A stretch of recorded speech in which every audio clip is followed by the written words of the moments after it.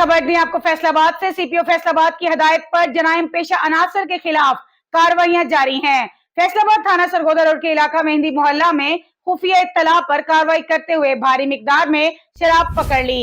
थाना सरगोदा रोड की चौकी आतिफ शहीद के इंचार्ज एएसआई गुलाम अब्बास ने मुखबर की इत्तला पर अपनी टीम के हमरा फौरी कार्रवाई और मुख्तलिफ ब्रांड की बोतलें, वलायती शराब, 2 कैन देसी शराब पकड़कर 4 मुलजिमान के खिलाफ कानूनी कार्रवाई करते हुए मुकदमा दर्ज करके हवालात बंद कर दिया।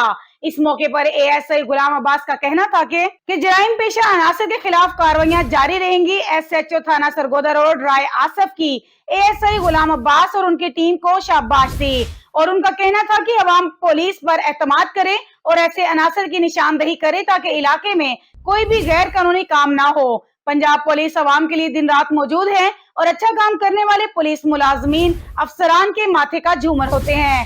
सजा और जजा नौकरी का एक हिस्सा है। पुलिस मुलाजमीन अपनी नौकरी ईमानदारी से सरअंजाम दें।